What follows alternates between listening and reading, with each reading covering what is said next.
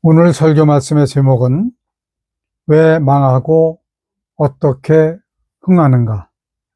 성경 말씀은 고린도전서 13장 10절부터 11절까지를 같이 봉독합니다. 시작. 온전한 것이 올 그때에는 부분적으로 하던 것이 폐하리라. 내가 어렸을 적에는 말하는 것이 어린아이와 같고 깨닫는 것이 어린아이와 같고 생각하는 것이 어린아이와 같다가 장성한 사람이 되어서는 어린아이의 일을 버렸노라. 아멘. 세상에서 사람들이 살아가는 모습들을 보면 참으로 열심히들 살아가는 그런 현상들입니다. 제가 옛날 군대에 있을 적에 휴가를 나오면 알바를 했어요. 휴가비를 벌기 위해서 알바를 했고, 이것은 뭐냐면, 물론 시골에서 살았기 때문에 그때는 냇가에서 모래도 채취를 해서 쓸 수가 있었습니다. 지금은 그렇지 못하지만 모래를 상하차하는 일도 했고, 또 신진 6톤 트럭에다가 쌀을 가득 싣고 예약을 해놓은 서울에 배달을 하기 위해서 밤새도록 서울로 올라오면 도착하는 시간은 통금이 해제되기 전에 도착을 해야 합니다. 그런데 새벽 5시만 되면 골목마다 사람들이 쏟아져 나옵니다. 시골에서는 상상할 수도 없는 일이 일어나는 겁니다. 저는 그때마다 생각이 드는 것이 뭐냐면, 시골에 사는 사람들이 서울 사람들과 같이 부지런하다면 도저히 어렵게 살 방법이 없겠구나 라고 하는 그런 생각을 매번 했었습니다. 자, 그런데 이 세상에서 한평생 사는 동안에 중요한 일이 무엇일까요? 열심히 일을 해서 돈을 많이 벌어서 풍요롭게 사는 일도 중요하지만 더 중요한 일은 하나님의 구원, 즉 영생을 얻는 일이라고 하는 것을 깨달은 것은 제가 1975년도 군대 제대한 후에 예수 그리스도를 믿고 난 후 약 35년이나 지나서 깨달은 겁니다. 그때 당시에는 하나님을 깊이 깨달아 알아야 거듭날 수 있다라고 가르쳐주는 분이 없었습니다. 그저 기억에 남는 것은 믿기만 하면 된다라고 하는 강사 목사님들의 그 말밖에는 기억이 나지 않습니다. 그러므로 오늘의 지금 이 말씀은 교회를 다니는 모든 분들에게 중요한 말씀이 될 것이 분명합니다. 성경에서는 이렇게 말씀하십니다. 고린도전서 15장 19절, 만일 그리스도 안에서 우리의 바라는 것이 다만 이 생뿐이면 모든 사람 가운데 우리가 가장 불쌍한 자리라. 자, 이 말씀에 보면 그리스도 안에서라는 말씀이 있습니다. 그리스도를 믿는 자들을 일컫는 거예요.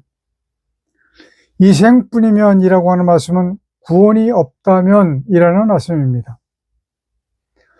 더욱 불쌍한 자라고 하는 말씀은 평생을 목숨을 바쳐 누릴 것 누리지 못하고 희생적으로 믿고 섬겼는데 구원, 영생이 없으니 가장 불쌍한 자라는 말씀입니다. 하긴 따지고 본다면 세상에서 누려봤자 거기서 거기에요. 별 차이 없습니다. 이것은 모든 사람들이 아마 다 깨닫고 있는 내용이라고 생각을 합니다. 그때 당시에는 바른 복음을 말씀해주는 그런 목사님을 만나지 못했기 때문에 어떻게 생각을 했느냐.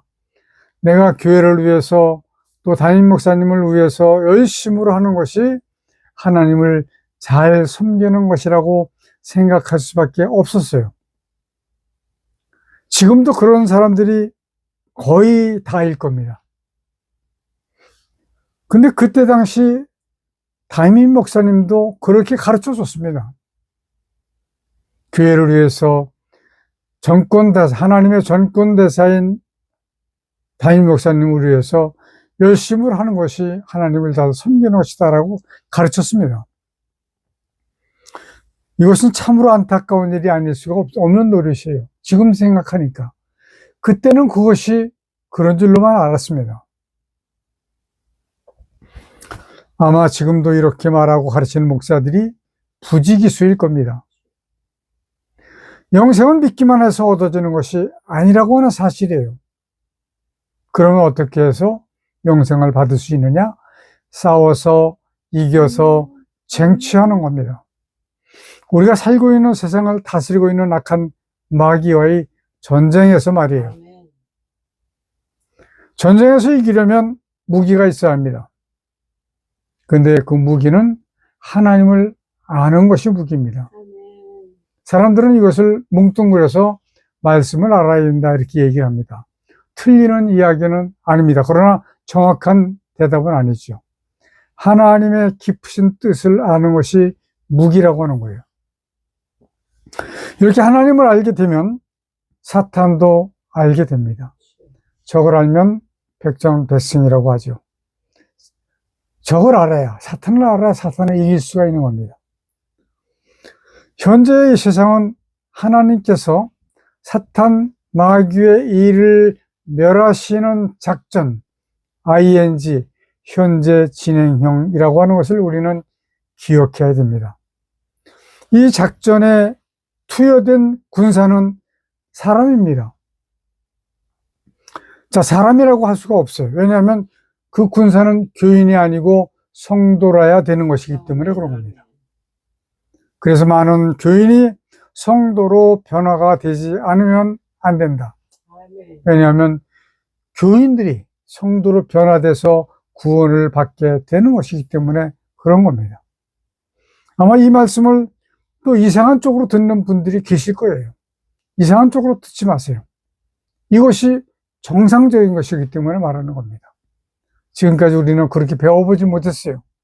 저는 예수 그리스도를 믿은 후 약 35년 지난 다음에 이것을 깨닫고 지금으로부터 약 15년 전서부터 이 말씀을 전하는 겁니다. 전쟁에서는 자칫하면 목숨을 잃습니다. 죽습니다. 6.25 때에 태어난 저는 군대 생활을 할 때에 북한군과 실전을 겪었던 사람입니다. 아마 여러분들이 이 말씀을 들으면 뭐 그래? 그런 전쟁이 있었어? 이렇게 생각을 할 수가 있을 거예요. 제가 해군에 입대를 해서 처음에 구축함 DD-93이라고 하는 그때 당시 가장 큰 배였습니다. 삼면의 바다를 지킬 적에 약 45일, 30일에서 45일을 바다를 떠돌면서 바다를 지킵니다. 하루는 묵호항에 정박을 했어요. 지금은 동해죠. 이름이 묵호가 동해로 바뀌었어요. 정박한 지 불과 몇 분 되지 않았는데 그때가 바로 밤 12시 20분으로 전 기억을 하고 있습니다. 실전 전투 배치라고 하는 명령이 발령이 돼요. 그 다음 날이 그 묵호에서 박정희 대통령 후보가 유세를 하는 날이었었습니다. 아마 북계군이 암살을 목적으로 해서 완전 무장을 하고 배를 끌고 와서 상륙을 하려고 하는 그 찰나에 우리 군함이 그쪽을 바라보고 딱 서 있으니까 이놈들이 오해를 한 거예요. 그래서 도망을 갔습니다. 그래서 바로 실전 전투 배치 이렇게 발령이 났습니다. 바다에 나가면 매일 훈련을 합니다. 훈련 전투 배치 이렇게 발령을 해서 전투 배치 훈련을 매일 합니다. 그런데 실전이라고 하는 단어를 딱 듣는 순간 정신이 멍해지는 그런 느낌이 들었어요. 자, 우리 함정은 물살을 빠르게 가르면서 전후 좌우 종횡무진 달렸습니다. 저는 오랜 후에 생각을 한 내용이지만 종횡무진 전후 좌우 이렇게 달린 것은 포탄을 피하기 위해서가 아니었나 하는 그런 생각을 했습니다. 얼마 지나지 않아서 하늘을 빨간 포선을 그리면서 한 포가 오고 갔습니다. 밤이니까 그 공기의 그 마찰로 불이 일어나는 거예요. 빨갛게 불이 보입니다. 결국 한참 뒤에 적함이 침몰하는 것을 목격을 했고, 그래서 우리는 승리를 했지만, 그때 저는 생각이 드는 것은 무엇을 또 생각을 했느냐면, 전쟁에서 군인들이 전사하는 상황이 바로 이런 것이로구나. 왜냐하면 적군의 폭탄이나 총알이 내게 날아올 수도 있기 때문에 그런 거예요. 만약에 그렇게 되었다라고 하면 저는 아무것도 생각하지도 못한 상태에서 죽음을 맞이했을 거예요. 지금은 악한 마귀와 성도와의 전쟁 중에 있기 때문에 이 말씀을 인용을 했습니다. 현대의 많은 교회 목회자들이 전시적 설교보다는 주로 신학이나 교과서적으로 설교를 합니다. 교인들의 귀에 기분 좋은 설교를 하려고 애를 씁니다. 옛날에는 저도 그랬어요. 그러므로 영적으로 교인들에게 하나님을 가르쳐 알게 하지 못하고 있는 현실이라고 하는 사실입니다. 이것은 목사가 하나님을 알지 못하기 때문에 그런 결론이 나오는 거예요. 설상 안다고 하더라도, 어느 정도 안다고 하더라도 설교가 딱딱해지기 때문에 오히려 회피하는 경향이 있습니다. 아마 저는 1975년도에 예수 그리스도를 믿기 시작하면서 아마 그 다음 해부터 아동부 교사를 맡아서 쭉 아동부, 중고등부, 대학부, 청년부 그 설교의 수가 세어보면 아마 어떤 목사님들보다도 더 많을 거라고 생각을 합니다. 그러나 이제 지금으로부터 약 15년 전, 그 전의 설교는 듣기 좋은 설교만 했다라고 저는 자백을 합니다. 최근에 저는 학벌이 대단하신, 그리고 학식이 대단하신 목사님과 대화를 나누는 기회가 있었어요. 그런데 너무 아쉬웠습니다. 그분과 대화를 나누면서 그런 생각을 했어요. 이러한 분이, 이러한 훌륭한 분이, 유명한 분이, 이름이 알려져 있는 분이 하나님을 올바르게 전한다면 얼마나 좋을까 하는 그런 생각을 했습니다. 그분은 신학적인 지식은 아주 출중했지만 하나님을 바르게 알지는 못했다라고 하는 결론이 저의 결론이었습니다. 전 계획을 잡고 있어요. 그분을 언젠가 다시 한번 만나서 제가 꼭 이야기할 내용이 있습니다. 그때가 지나면 다시 말씀을 드리기로 하고 넘어갑니다. 자, 오늘 사랑하는 우리 성도 여러분들께 정말로 간절히 호소를 드립니다. 제발 하나님을 알아야 흥합니다. 하나님을 올바르게 알지 못한다면 결단코 망합니다. 이것이 오늘의 주제예요. 알아야 본인이 구원에 이르게 될 수 있고 또 다른 사람들을 구원으로 이끌 수가 있게 된다라고 하는 말씀이에요. 그러므로 저는 해외 선교도 하나님을 먼저 깨달아 알고 하자라고 하는 주의입니다. 전도도 마찬가지입니다. 왜냐하면 사람들은 이 말씀을 들으면 물을 거예요. 선교와 전도가 우선 아닙니까? 우리는 그렇게 배워왔습니다. 지금까지. 그러나 아닙니다. 왜냐하면 마태복음 23장 15절에 보니까 화 있을진저 외식하는 서기관들과 바리새인들이여 너희는 교인 하나를 얻기 위하여 바다와 육지를 두루 다니다가 생기면 너희보다 배나 더 지옥 자식이 되게 하는도다. 예수 그리스도를 전하는 것 중요합니다. 그래서 교회로 사람들을 모시고 오는 것 중요해요. 그렇지만 하나님을 알게 하는 것이 더 중요하다는 말씀입니다. 만약에 교회로 사람을 데려와서 하나님을 올바르게 알게 하지 못한다면 배나 더 지옥 자식을 만드는 결과가 되기 때문에 그런 겁니다. 자, 오늘 본문 말씀, 온전한 것이 올 때에는 부분적으로 하던 것이 폐하리라.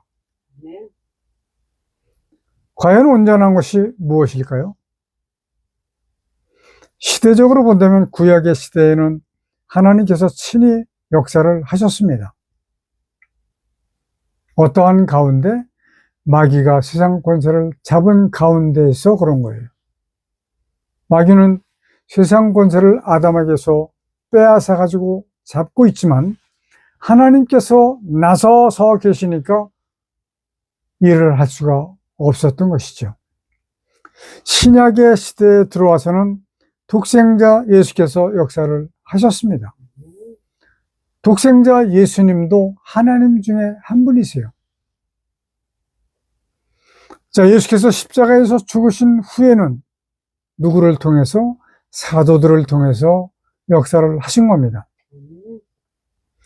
예수께서 승천을 하시면서 하늘로 올라가시면서 보내주신 성령 시대에는 성령께서 역사를 하고 계십니다. 지금 그런 거예요. 그런데 문제가 있습니다. 예수님은 죽은 자도 살리셨고 병든 자도 고치셨습니다. 오병이어의 역사도 나타내셨어요. 무르이도 걸으셨습니다. 그런데 성령님은 예수께서 하신 역사를 그대로 하시는 것이 아니라고 하는 사실입니다. 이거 중요한 말씀이에요. 예수께서 우리에게 보내주신 성령님은 맡으신 사역이 따로 있으시다라고 하는 사실이에요. 많은 사람들은 생각하기를 성령님은 하나님 중에 한 분이시니 모든 것을 다 하실 수 있다라고 생각하는 그것입니다.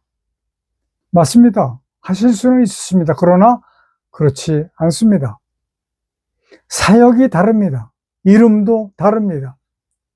그래서 구태여 저는 주장하기를 삼위일체라고 하는 불량한 중국 용어를 거룩하신 하나님께 사용할 필요가 없다라고 하는 말씀입니다. 이미 50년 동안 배워왔고 그렇게 알고 있었고 충분한 경험을 했기 때문에 드리는 말씀이니만큼 여러분들은 그대로 듣고 믿고 따라주시는 것이 여러분들에게 유익할 것이라고 말씀을 드립니다. 자, 제가 배워온 경로는 다른 분들과는 많이 다릅니다. 제가 신학교를 다닌 것은 지나고 보니까 그냥 과정이었어요. 목사를 받아야 될 특별한 필요는 없었지만 어떻게 하다 보니까 신학교를 다니게 됐고 졸업을 하니까 안수를 받게 된 겁니다. 이것은 하나님께서 쓰시기 위해서 세워주시기 위해서 거치게 하신 통로가 아니냐 이런 생각을 하는 것이죠. 그리고 저는 다른 사람들도 그렇게 한 사람들이 있겠지만 오히려 정통하고도 올바른 성경 공부를 했다라고 저는 생각을 합니다. 그 중에 한 곳은 청교도입니다. 저는 이 청교도를 청교도라고 얘기하고 싶지가 않아요. 왜냐하면 가장 정통한 청교도이기 때문에 그렇게 말씀을 드리는 겁니다. 청교도 계열이 많습니다. 장로교가 수백 개의 교파로 나눠진 것처럼 청교도도 많이 나눠져 있어요. 그러나 그 중에서 정통한 청교도라고 저는 주장할 수밖에 없는 그런 곳에서 공부를 했습니다. 그리고 또 다른 경로 하나는 저는 지금까지 보고 이분처럼 이분처럼 깊은 깨달음을 가진 분은 만나보지 못했었습니다.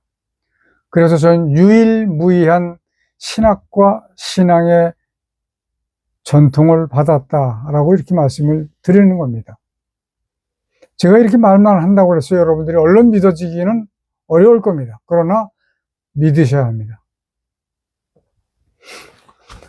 따지고 본다면, 엄격히 따지고 본다면 하나님께서 깨달음을 주시지 않았다라고 하면 아마 지금까지 저도 헛된 말만 지적이고 있었을 것이 분명합니다. 아무리 제가 충분한 경험의 말씀을 드리더라도 많은 사람들이 깨닫지 못하는 것과 같은 그런 현상이죠. 그래서 저는 제가 스스로 생각을 합니다. 제 설교가 좀 다른 목사님들과 달라서 딱딱해요. 웃기기도 하고 재미있는 예화도 들어야 되는데 그런 걸 하지 않기 때문에 딱딱하게 제가 스스로가 느껴집니다. 그러니 듣는 분들은 어떻겠어요? 그러나 이 말씀이 정말로 구원의 길로 인도함을 받을 수 있는 말씀이라고 하는 것을 저는 자부합니다. 아멘. 자, 성령께서 하시는 사역은 여러분들이, 많은 사람들이, 여러분들이라고 말씀드린 거는 죄송합니다. 많은 사람들이 생각하는 것과 같은 그런 사역이 아니에요. 복음을 전파하게 하시는 그러한 사역입니다. 이 말씀은 사도행전 1장 8절의 말씀이에요. 오직 성령이 너희에게 임하시면 너희가 권능을 받고 예루살렘과 온 유대와 사마리아와 땅끝까지 이르러 내 증인이 되리라 하시니라. 성령님께서는 성도들이 오직 예수 그리스도의 증인이 되도록 하시는 것입니다.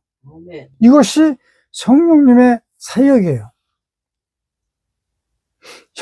현대교회가 오해로 인해서 잘못 알고 있는 것들을 몇 가지만 지적을 해 보려고 합니다. 첫째, 데살로니가전서 5장 20절 예언을 멸시치 말고. 예언이라고 하는 말은 앞날에 될 일을 미리 알게 한다라고 하는 의미를 가지고 있습니다. 그러나 자칫 점을 치는 것과 같은 내면적 위험이 잠재하고 있습니다.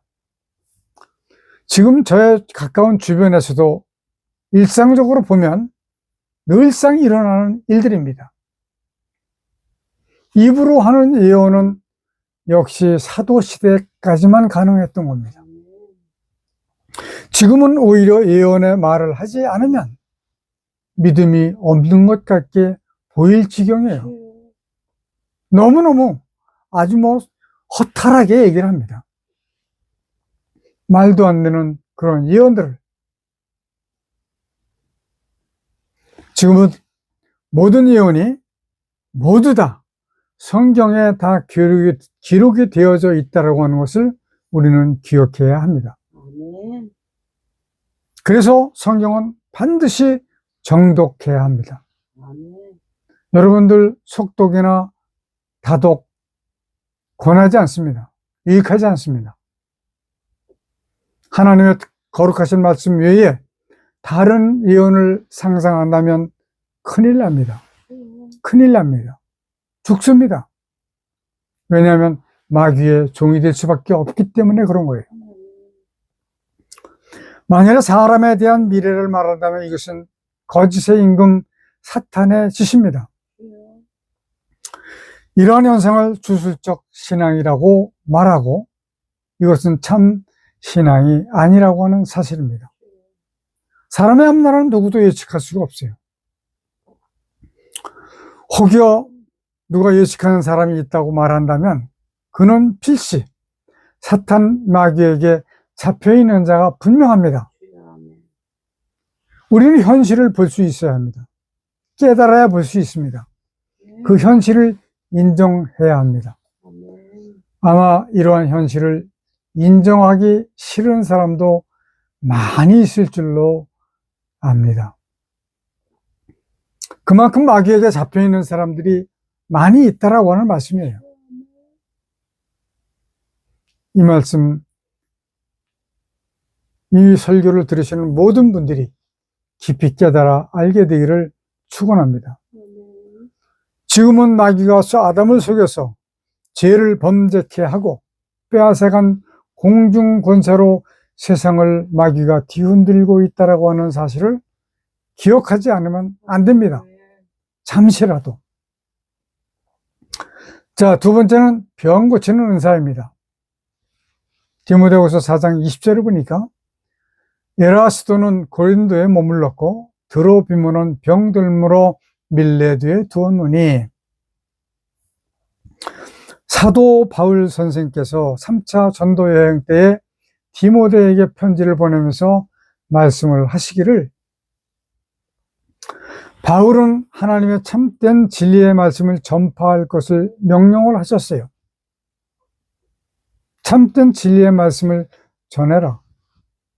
앞으로 사람들이 바른 교훈을 받지 않을 것이며 개인의 사욕을 쫓는 일과, 그리고 디모데후서 4장 2절부터 4절까지 해서 말씀하신 진리가 아닌 허탄한 이야기를 쫓을 것을 말씀을 하셨기 때문에 그런 겁니다. 자, 이 말씀은 오늘날 기독교의 현상의 이러한 상태라고 보여집니다. 병 고치는 은사는 바울의 3차 전도 여행에서 동역자 드로비모로부터 나타나지 않았습니다. 바울 사도는 병이 든 드로비모 동역자를 고치지 못하고 밀레드에 그냥 두고 떠났습니다. 이제 이 말씀 반드시 이해하셔야 되고 기억하셔야 됩니다. 천지를 창조하신 하나님의 능력은 창조 때나 구약 때나 신약 때나 지금이나 동일하다라고 말하는 그런 사람들, 능력은 같습니다. 그러나 사역은 다르기 때문에 지금은 그 사역을 하시지 않습니다. 다시 말씀드린다면 병 고치는 은사는 이미 종료하신 은사다. 예언의 은사도 마찬가지다. 역시 마찬가지, 방언의 은사도 마찬가지입니다. 지금도 방언 주장하는 사람들 많습니다. 하지 마십시오.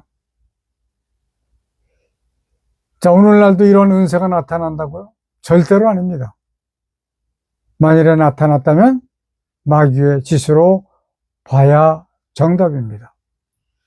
만일에 병이 들면 진짜 유능한 의사를 찾으셔야 됩니다. 좋은 약을 드셔야 됩니다. 기도해서 고친다고요? 이제 그런 생각 버리셔야 됩니다. 마귀의 사슬에 잡히고 말게 될 겁니다. 오늘날 성령께서 우리 가운데서 하시는 사역 다시 한번 읽어드립니다. 성령이 너희에게 임하시면 너희가 권능을 받고 예루살렘과 온 유대와 사마리아 땅끝까지 이르러 내 증인이 되리라 하시니라. 복음 증거의 사역을 명령을 하셨습니다. 부분적으로 하던 은사는 폐하셨습니다. 오직 복음을 증거하는 일을 하라고 하시는 말씀이에요. 오늘의 말씀 제목과 같이 왜 망하고 어떻게 흥하는가? 하나님을 바르게 알면 흥하고 하나님을 바르게 알지 못하면 망하는 것입니다. 기자들이 기사를 쓸 적에 육하원칙이 있습니다. 언제 어디서 누가 무엇을 어떻게 왜입니다.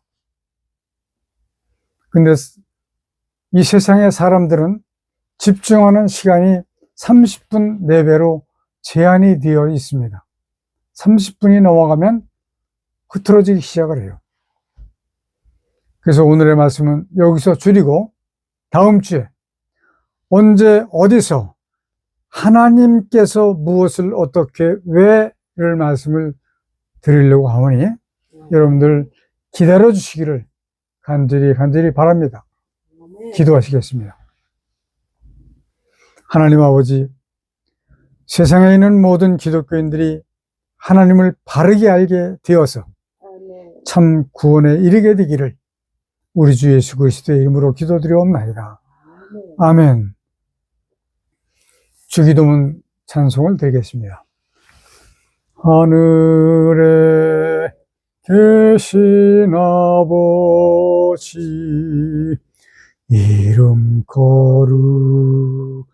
거룩하사 주님 나라 임하시고 뜻이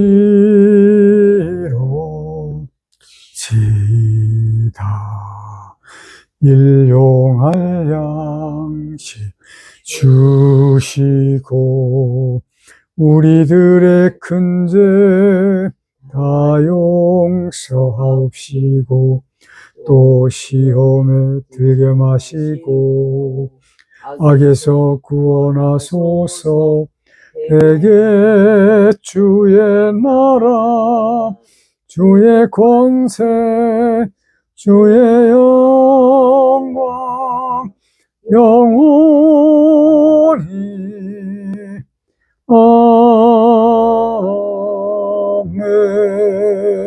아멘.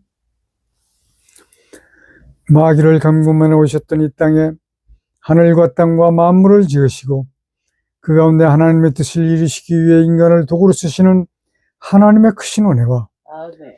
아담의 범죄로 상황 가운데 빠진 인간을 구원하시기 위해 대속제물로 보내주신 독생자 예수 그리스도의 십자가에서 흘려진 보혈의 은혜와 아멘. 마지막 심판을 위하여 구원받을 자를 더하시기 위해 복음을 전파하도록 우리와 함께 해주시도록 주께서 보내주신 성령님과 함께 하시는 은혜가 아멘. 우리와 함께 예배하는 성도들에게 충만히 임하여 주시기를 간절히 축원하옵나이다. 아멘. 아멘.